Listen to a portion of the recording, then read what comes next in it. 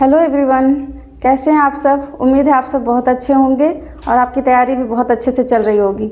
मैं पूनम स्वागत करती हूं आपका अपने चैनल एक्वायर जोन पर। जैसा कि आप जानते हैं, मैंने पिछले वीडियो में आपको ब्लड के बारे में पढ़ाया था, जिसमें आपको आरबीसी, डब्ल्यूबीसी, प्लेटलेट्स, इन सबों के बारे में आपको पूरी जानकारी दी थी। ठीक है, और आज हम आपको ब्लड ग्रुप के बारे में पढ़ाएंगे। जैसा कि आप जानते हैं कि ब्लड ग्रुप सभी लोगों का आप लोग बहुत बार सुने होंगे कि इनका ब्लड ग्रुप ए है, बी है या फिर AB है, O है। तो ये क्या चीज़ है, ये ब्लड ग्रुप होता क्या है और क्यों हम ब्लड ग्रुप के बारे में जानते हैं। तो आइए इसके बारे में शुरू करते हैं। सबसे पहले कि ब्लड ग्रुप की अगर बात करें कि ब्लड ग्रुप की खोज किसने की थी, तो सबसे पहले ब्लड ग्रुप की खोज किसने की थी। तो अगर ब्लड ग्रुप, और उसमें भी आप जानते होंगे कि जो हमारे ब्लड ग्रुप हैं वो कितने टाइप के आप लोग नाम सुने होंगे। एक A होता है, B है, AB है और O है। तो इसमें जो ब्लड ग्रुप की बात करें तो इसमें इसकी खोज किसने की थी। तो सबसे पहले ब्लड ग्रुप की खोज कार्ल लैंड स्टीनर ने की थी। कार्ल लैंड स्टीनर, इसलिए उन्हीं को ही अगर फादर पूछा जाए कि कौन है ब्लड ग्रुप का, तो कार्ल लैंड स्टीनर। और लेकिन क्या उन्होंने सारे ब्लड ग्रुप की खोज की थी? तो ऐसा नहीं है। इसमें से उन्होंने क्या किया था, अगर ब्लड ग्रुप A की बात करें और B की बात करें और O इनकी बात करें, यानी ABO सिस्टम की बात करें, तो इसके जनक यानी इसकी खोज किसने की थी? कार्ल लैंड स्टीनर ने। ठीक है, कार्ल लैंड स्टीनर ने। तो लेकिन क्या इतना ही तो ब्लड ग्रुप होता नहीं। आपने सुना होगा कि एक ब्लड ग्रुप AB है, यानी कि दोनों उसमें प्रेजेंट है, A है और B भी हैं। तो इसकी अगर खोज की बात करें तो इसकी खोज किसने की थी? A स्ट्रली ने। किसने की थी? A स्ट्रली ने की थी। तो आइए जानते हैं अब इसके बारे में। नोट्स थोड़ा आप देख लीजिए कि अगर रक्त समूह यानी कि ब्लड ग्रुप की बात करें तो आप जैसा कि आप देख सकते हैं किसने की थी ब्लड ग्रुप की खोज? कार्ल लैंड स्टीनर ने की थी। कब की थी? 1901 में। और उसके लिए उन्हें नोबेल प्राइज़ भी दिया गया था 1930 ईस्वी में। ठीक है, और अगर यही ब्लड ग्रुप की बात करें, किस ब्लड ग्रुप की? AB की। हमेशा ध्यान रखिएगा, इन्होंने किया था किसका? ABO की। ठीक है, किस ब्लड ग्रुप की खोज की थी? ABO की। लेकिन अगर AB की बात करें तो उसकी खोज किसने की थी? डी कैस्टेलो और A स्ट्रली ने किया था। ठीक है, अब आगे चलते हैं। जैसा कि आप जानते हैं अब ब्लड ग्रुप होता क्या है, थोड़ा उसके बारे में हम डिस्कशन करते हैं कि ये कहाँ पर हमारे शरीर में प्रेजेंट होते हैं। ठीक है, आप जान गए कि यानी कि अब पहले आप ब्लड ग्रुप की हिस्ट्री जान गए कि ब्लड ग्रुप की खोज किसने की थी और किस ब्लड ग्रुप की खोज की थी। ठीक है, तो अब चलते हैं, पहले हम जानते हैं कि ब्लड ग्रुप के बारे में। तो क्या जो आपके पास जो ये ब्लड ग्रुप हैं ABO, ये आपके सबसे मेन यानी कि कह सकते हैं सबसे क्या है, इम्पॉर्टेंट ग्रुप सिस्टम है। ठीक है, अगर ABO की बात करें तो ये सबसे इम्पॉर्टेंट ब्लड ग्रुप सिस्टम है। कौन? ABO। ये आपके सबसे इम्पॉर्टेंट ब्लड ग्रुप सिस्टम है। लेकिन इसके अलावा एक आपके और आते हैं RH factor blood group system.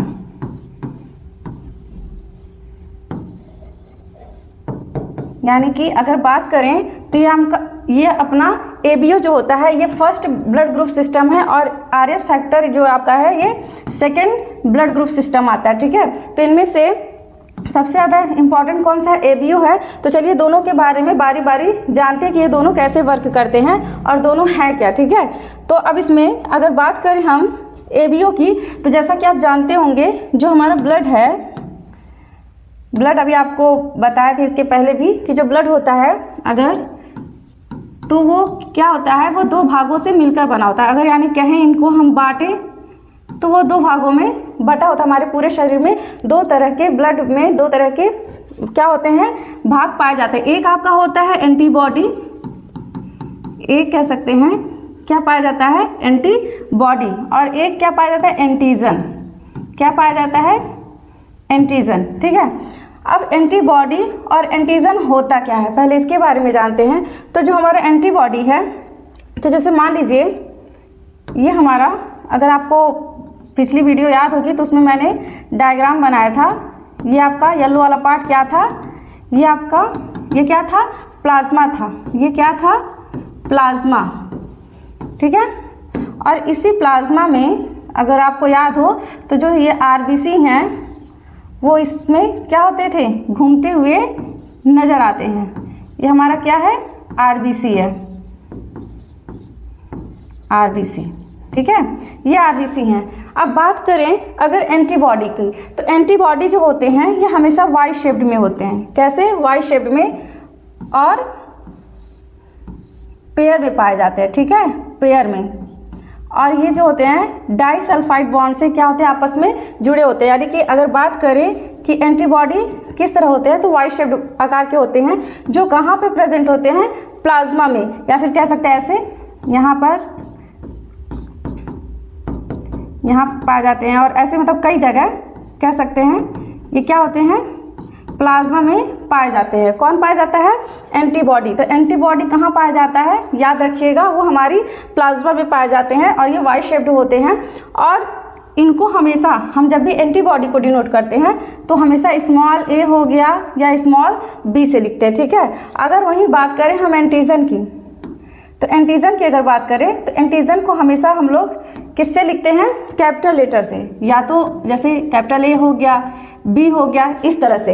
अब आप पहले हम लोग जानते हैं कि एंटीजन क्या होता है, ठीक है। तो एंटीजन को समझने के लिए जैसे मान लीजिए हम आपको यहाँ पे ये ब्लड मान लीजिए आरबीसी मैंने बना दिया, ये क्या है आपके आरबीसी हैं, ठीक है, आरबीसी। अब इसमें हमने 4 आरबीसी बनाया है, ठीक है, 4 आरबीसी बनाया है। 4 ही क्यों, क्योंकि अब क्या है, आप लोग जानते होंगे जो ब्लड ग्रुप आप सुने होंगे 4 टाइप के होते हैं। तो अब मान लीजिए अब इस पे हमारा जो एंटीजन होता है, एंटीजन, तो यहाँ पे ये जो हमारा आरबीसी होता है, इसी के ऊपरी सतह पर, इसी के ऊपरी सरफेस पर क्या होता है, एक प्रोटीन पाया जाता है, ठीक है, एक प्रोटीन पाया जाता है जिसको हम एंटीजन टर्म देते हैं। यानी कि ये हमारा एक ग्लाइकोप्रोटीन है, इनको क्या बोलेंगे, एंटीजन टर्म देंगे। और ज़रूरी नहीं है कि सब पे एक ही टाइप के एंटीजन पाए जाए, इसीलिए मैंने कई तरह के आरबीसी बनाए हैं। अब मान लीजिए इस पे हमारा ये ए टाइप का एंटीजन है, ठीक है। अगर ए टाइप का इसमें प्रोटीन प्रेजेंट है तो उस पर एंटीजन क्या हो जाएगा, ए टाइप का एंटीजन है। और इस पे मान लेते हैं कि बी टाइप का एंटीजन पाया जाता है, इस पे क्या प्रेजेंट है, ये हमारा बी टाइप का एंटीजन है, इसको बोलेंगे बी एंटीजन, ठीक है। और अगर तीसरे की बात करें तो इसमें मान लेते हैं मेरे दोनों, यानी कि ए टाइप के भी एंटीजन प्रेजेंट है और प्लस बी टाइप के भी एंटीजन प्रेजेंट है। तो इनको अगर करें तो मान लीजिए ये हमारे ए टाइप के हो गए, फिर यहीं पर बी टाइप के भी एंटीजन प्रेजेंट हो गए, तो इनको क्या बोलेंगे, A B antigen, A B antigen. अब ये जो चौथा है, ये जो आपके चौथा है वो एकदम खाली पड़े हुए हैं, यानी उन पे कोई भी एंटीजन नहीं है, यानी कोई भी प्रोटीन उनके सरफेस पर देखने को नहीं मिलता है। जो ये सब है उसके सरफेस से चिपके रहते हैं आरबीसी के, लेकिन इस पर कुछ भी नहीं है। तो जब ये खाली है तो इनको हम लोग अपने मन से ऐसे इसको क्या टर्म दे दिए, इनको बोलेंगे ओ, ठीक है। यानी जिसके पास, अब देखिए अगर ए एंटीजन है तो इनका ब्लड ग्रुप क्या हो जाएगा, इनका ब्लड ग्रुप ओ ए हो जाएगा, ठीक है। बी है तो बी हो जाएगा, ए बी है तो ए बी हो जाएगा। लेकिन अगर जिसके पास कोई एंटीजन नहीं, एकदम खाली है एकदम, तो वो उनको क्या बोलेंगे, उनको ओ ब्लड ग्रुप बोलेंगे, ओ ग्रुप बोलेंगे, ठीक है। तो ये हमेशा ध्यान रखिएगा, क्योंकि अब देखिए ये जो ब्लड ग्रुप है, अगर डॉक्टर ब्लड ग्रुप चेक करते हैं, अगर आप लोग चेक करवाते हैं अपने बॉडी का कि ब्लड ग्रुप किसका क्या है, तो डॉक्टर क्या करते हैं, ब्लड लेते हैं और ब्लड से उनके एंटीजन का है, यानी कि उस आरबीसी पर किस टाइप के एंटीजन प्रेजेंट है, उसी के बेसिस पे बताते हैं कि हाँ इनके शरीर में ये एंटीजन है, तो इनके बॉडी में कौन सा ब्लड ग्रुप होगा, जो एंटीजन प्रेजेंट होंगे। यानी कि अगर मान लीजिए जो बॉडी में ये जो प्लाज्मा है,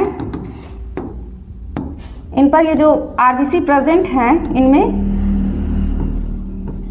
आरबीसी, तो इन पे अगर मान लीजिए ए टाइप के हैं तो ये सारे जगह यहाँ पे ए सब में ए टाइप के एंटीजन देखने को मिलेंगे। तो उनका एंटीजन अगर ए है तो ब्लड ग्रुप क्या हो जाएगा, ए। अगर वही एंटीजन बी है तो उनका ब्लड ग्रुप क्या हो जाएगा, बी। और दोनों है तो ए बी। और कोई एंटीजन प्रेजेंट नहीं है तो उनको हम हमेशा क्या बोलेंगे, O, ठीक है।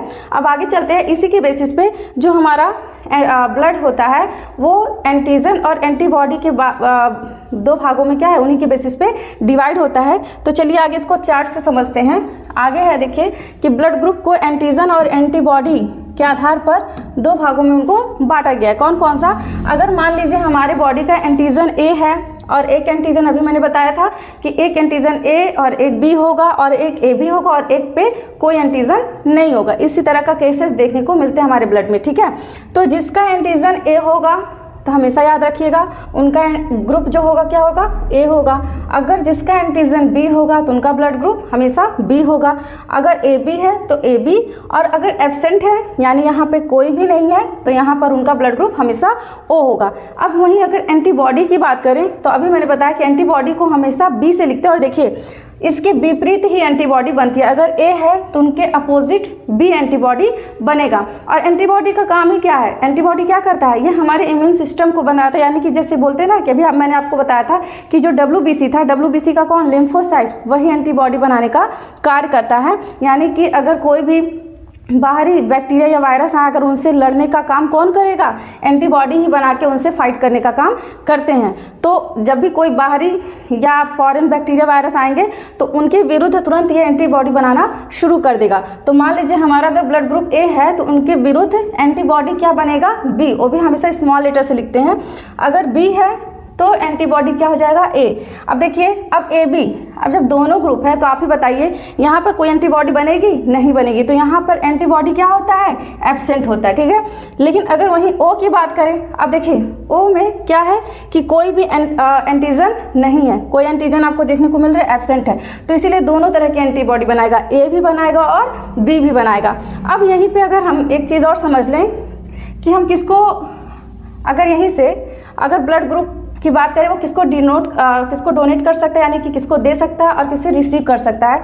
तो मान लीजिए यहाँ पे हम ऐड कर दे रहे हैं कि क्या, डोनेट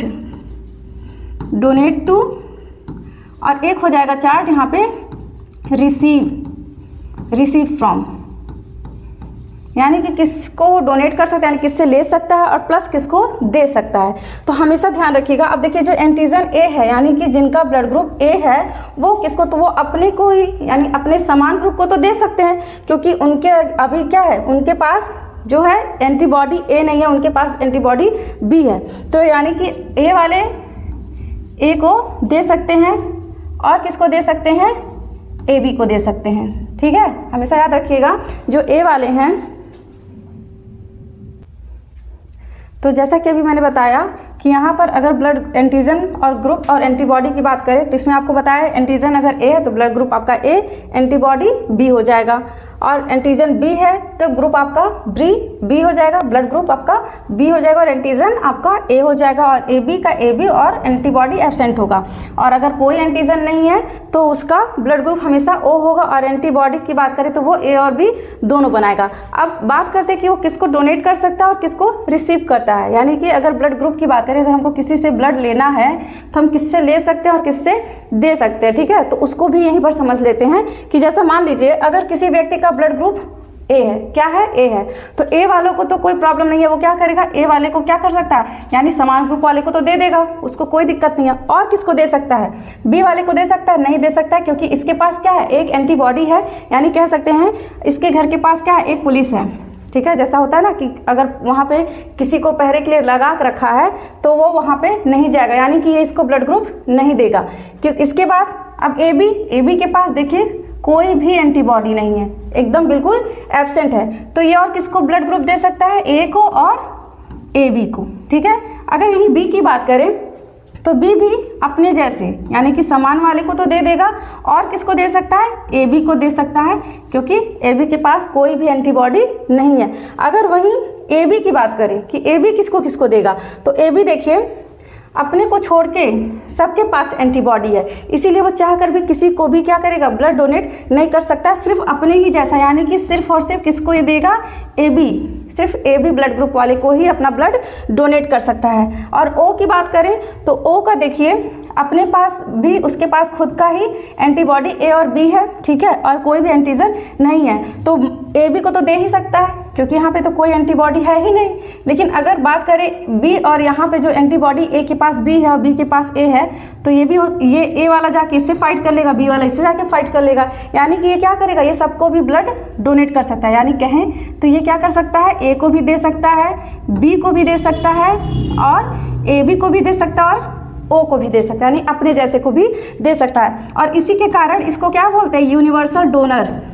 क्या इसको टर्म देते हैं, यूनिवर्सल डोनर बोलते हैं, यानी कि सर्वदाता। किसको बोलेंगे, ब्लड ग्रुप ओ को। हमेशा याद रखिएगा कि ये सबको डोनेट कर सकता है ब्लड।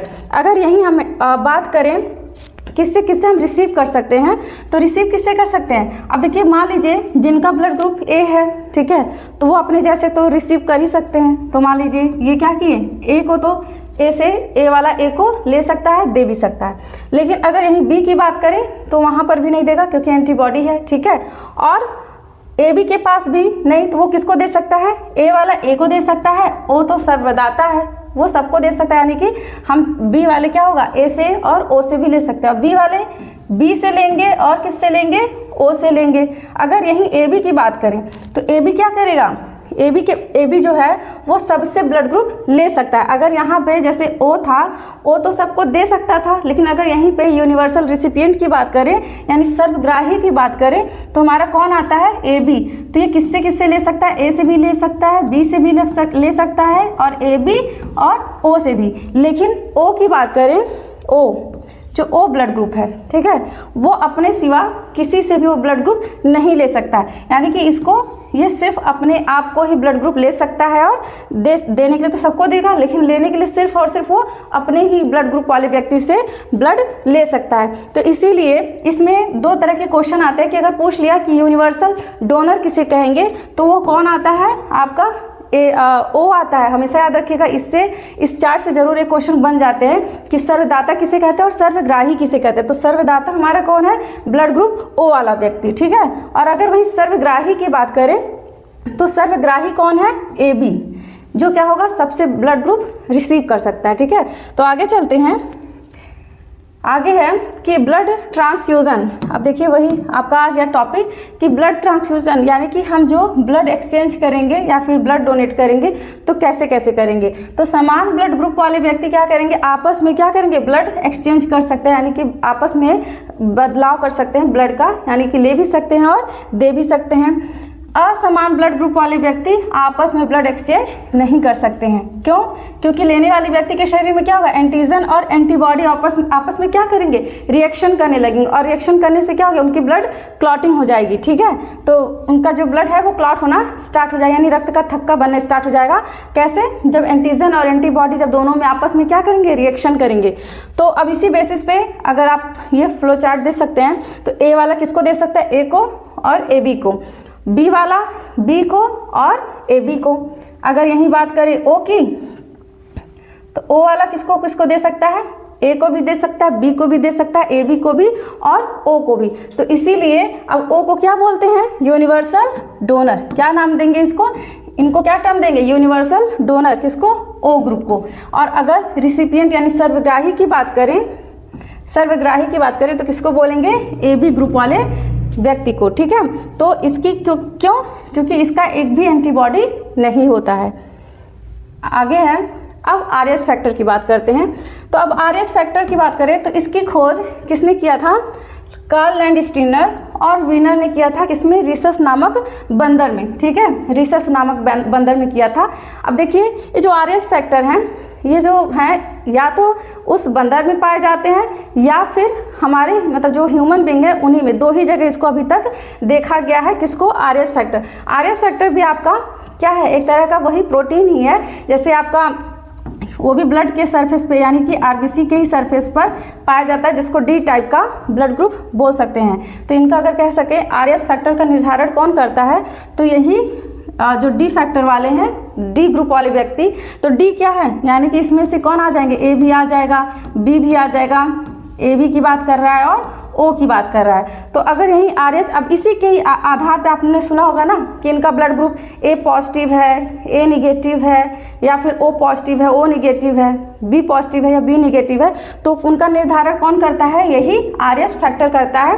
कि जैसे मान लीजिए अगर RH फैक्टर पॉजिटिव है यानी RH फैक्टर प्रेजेंट है, या फिर कह सकते हैं कि अगर इनके पास क्या है, पॉजिटिव आयन है, तो क्या होगा हमारे शरीर में, अगर A के लिए है तो क्या हो जाएगा, A पॉजिटिव हो जाएंगे। अगर वही निगेटिव है यानी एब्सेंट है, मतलब RH फैक्टर अनुपस्थित है, तो वो ही हमारा ब्लड ग्रुप A निगेटिव आ जाता है। तो इसी तरह सारे आएंगे A B और O के लिए भी, ठीक है।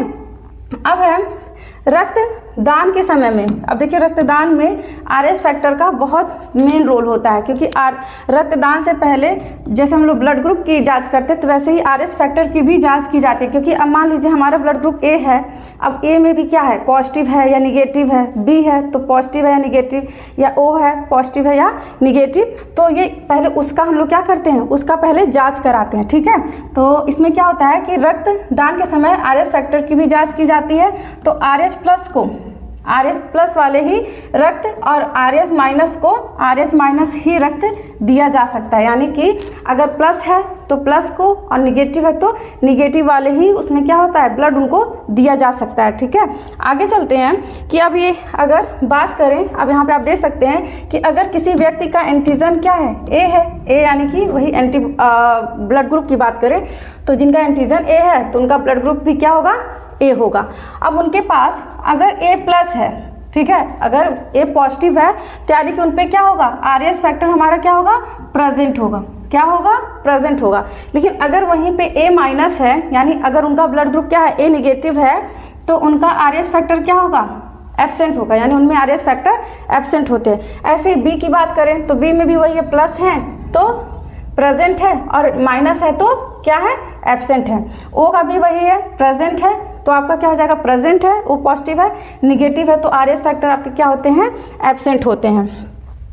अब इनसे संबंधित अब देखिए एक बात जान लीजिए कि भारत में जो होता है ना 97%, कितना, 97% RH फैक्टर जो होता है वो पॉजिटिव, यानी कि RH फैक्टर पाए जाते हैं। अगर पूरे 100% लोगों में से देख लिया जाए तो 97% व्यक्तियों में RH फैक्टर क्या होता है, मिलते हैं। लेकिन रेयर केस में यानी कि 3% लोगों में क्या होता है, RH फैक्टर हमेशा एब्सेंट होते हैं। अब इससे संबंधित चलिए कुछ क्वेश्चन करा देते हैं कि ब्लड से और ब्लड ग्रुप से संबंधित और RH फैक्टर से संबंधित कुछ प्रश्न हैं जिनको हम यहाँ पे करा देते हैं, ठीक है। तो इसमें है रक्त के मुख्य कार्य क्या हैं, तो आप बताइए इसमें रक्त के मुख्य कार्य क्या होंगे।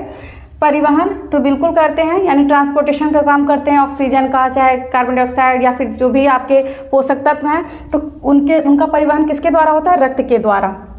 सुरक्षा, प्रोटेक्शन देते हैं, जैसा कि आप WBC पढ़े ही हैं कि कोई आपका साथ देना दे पर WBC आपका हमेशा सुरक्षा करेगा, ठीक है। और विनिमय यानी कि रेगुलेशन का भी कार्य करते हैं। तो उपरोक्त सभी, यानी कि इसमें कौन से ऑप्शन करेक्ट हो जाएंगे, D, यानी कि रक्त के ये सारे के सारे मुख्य कार्य हैं। आगे चलते हैं, नेक्स्ट क्वेश्चन है लाल रक्त कोशिकाओं यानी कि रेड ब्लड सेल्स को किस रूप में भी जाना जाता है। तो आप जैसा कि जानते हैं इसका सेकंड नाम क्या था, इरिथ्रोसाइट्स, क्योंकि प्लेटलेट्स हैं तो प्लेटलेट्स की बात कर रहा है, ल्यूकोसाइट आपका WBC की बात कर रहा है, तो इसमें करेक्ट ऑप्शन क्या हो जाएगा, इरिथ्रोसाइट, यानी कि ब्लड RBC का सेकंड नाम क्या था, इरिथ्रोसाइट। अगला क्वेश्चन है प्लेटलेट्स को और किस नाम से जाना जाता है। अब यहाँ पे प्लेटलेट्स को पूछ रहा है किस और नाम से जाना जाता है, तो ऑप्शन है ग्रेन्युलोसाइट या मोनोसाइट्स या थ्रोम्बोसाइट्स या ग्लोब्यूलिन। तो किसके नाम से जाना जाता था, थ्रोम्बोसाइट्स के नाम से जाना जाता है। अगला क्वेश्चन है उन घटकों का नाम बताइए जो प्लाज्मा में पाए जाते हैं, यानी कि प्लाज्मा में क्या क्या पाए जाते हैं। तो प्रोटीन बिल्कुल पाया जाता है, क्योंकि जो हमारा RBC है उसके ऊपर प्रोटीन पाए जाते थे। गैसेस भी पाए जाते हैं कुछ, और पोषक तत्व भी पाए जाते हैं, यानी कि सभी के सभी करेक्ट हैं, यानी उपरोक्त सभी।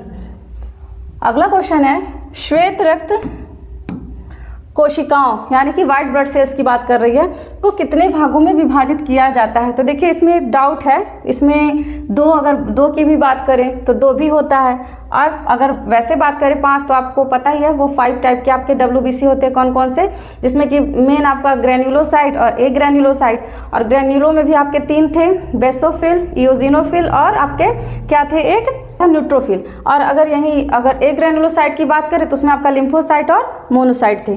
तो इसमें आपके डी भी हो सकते हैं और ए भी। तो लेकिन अगर बेसिकली देखा जाए तो इसमें करेक्ट ऑप्शन क्या हो जाएंगे, दो आपके ए ग्रेनुलोसाइट और ग्रेनुलोसाइट। अगला क्वेश्चन है, कौन सा रक्त समूह सार्वजनिक प्राप्तकर्ता यानी यूनिवर्सल रिसिपिएंट कहलाता है? अभी आपको बताया है कि कौन कहलाएगा इसमें, आपका बी, ऑप्शन बी है ए बी पॉजिटिव, यानी कि जिनका ब्लड ग्रुप ए बी है वो क्या करेंगे, वो सभी से क्या करते हैं, ब्लड ग्रुप प्राप्त कर सकते हैं। अगला है, मनुष्य का कौन सा रक्त समूह सार्वजनिक दाता कहलाता है, यानी यूनिवर्सल डोनर कौन कहलाता है, तो ए बी या ओ। तो इसका करेक्ट ऑप्शन क्या हो जाएगा, डी। ओ जो होता है वो सभी को क्या करता है, रक्तदान कर सकता है। अगला क्वेश्चन है, रक्त समूहों की खोज किसने की? अभी आपको बताया रक्त समूह की खोज किसने की थी, तो ऑप्शन क्या हो जाएगा मेरा, इसमें बी, कार्ल लैंडस्टीनर ने की थी। फिर है, मनुष्यों में कितने प्रकार के ए बी ओ रक्त समूह पाए जाते हैं? तो कितने प्रकार के पाए जाते हैं, तो ये आपके इसका ऑप्शन हो जाएगा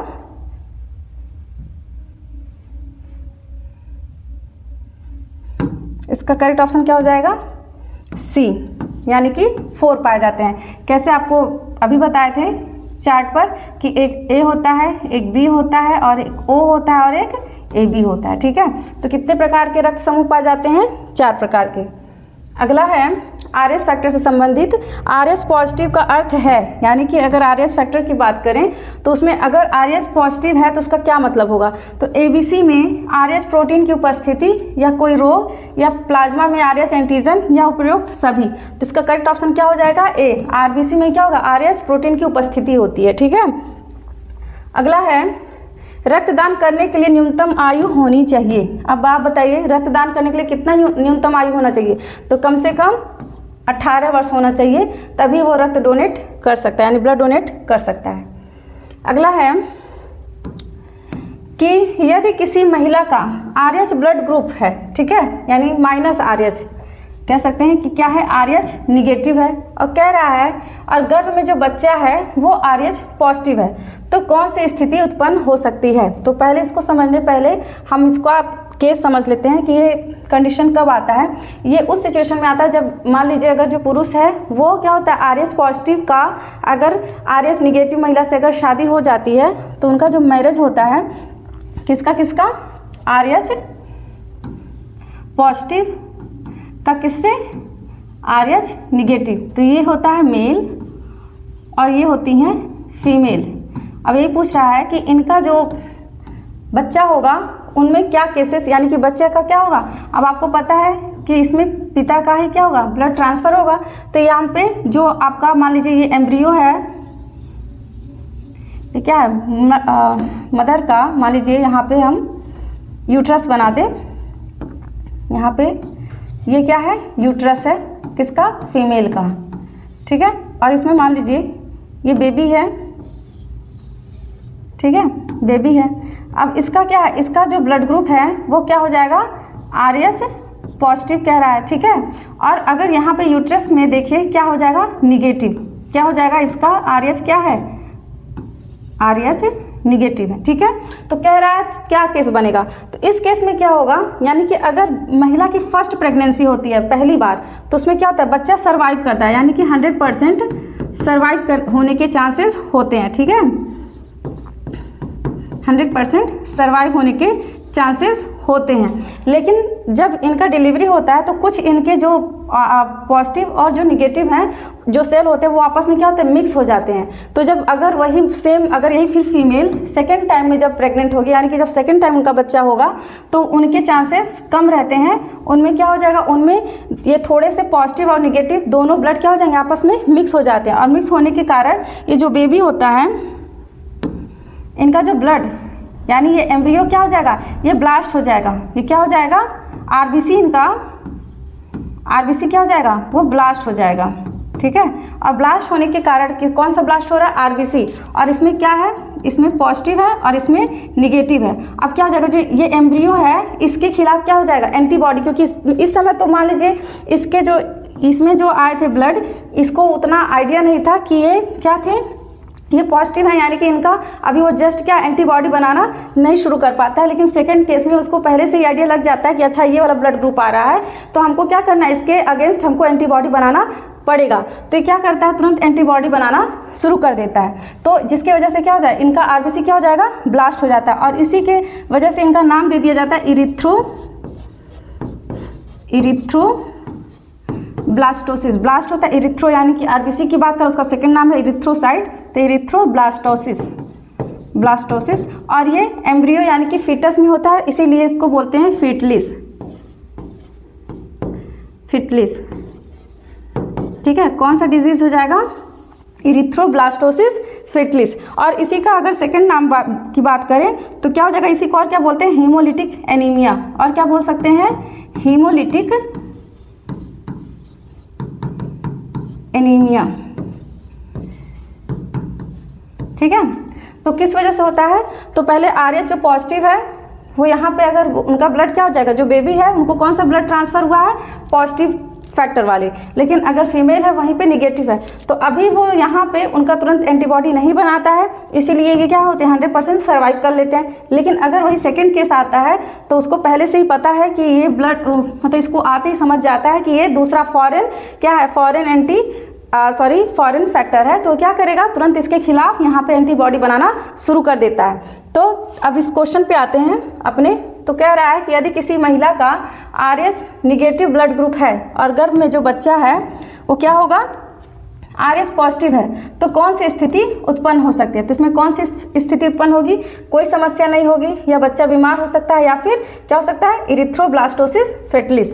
तो यही करेक्ट ऑप्शन क्या हो जाएगा, सी। तो यही होने के सिचुएशन मतलब कंडीशन बन सकते हैं क्या, इरिथ्रोब्लास्टोसिस फीटलिस। ठीक है, अगला क्वेश्चन है, आरएच फैक्टर सबसे पहले किस जानवर में पाया गया था, तो अभी बताया था मैंने कि किस में पाया गया था, रीसस नामक बंदर में पाया जाता है। कौन सा, आरएच फैक्टर, इसी के नाम पे देखिए आरएच, आर यानी कि रीसस मंकी, और एच इसलिए क्योंकि ह्यूमन में भी पाया, दो ही जगह देखने को मिला, एक ह्यूमन में और प्लस मंकी में, और सबसे पहले रीसस बंदर में ही इसको ऑब्जर्व किया गया था। अगला क्वेश्चन है, आरएच फैक्टर किस एंटीजन के कारण निर्धारित होता है। ठीक है, तो किस एंटीजन के कारण होता है, ए एंटीजन, बी एंटीजन, या ए बी या डी। तो करेक्ट ऑप्शन क्या हो जाएगा, अभी बताया था कि किस एंटीजन के कारण, डी एंटीजन के ही कारण क्या होता है, आरएच फैक्टर क्या होता है, निर्धारित होता है। तो आज के लिए बस इतना ही। ब्लड से रिलेटेड जितने भी वीडियो अपलोड किए गए हैं वो आपको डिस्क्रिप्शन बॉक्स में उसके लिंक मिल जाएंगे। तो बाकी हमारे चैनल को आप लाइक सब्सक्राइब करना ना भूलें।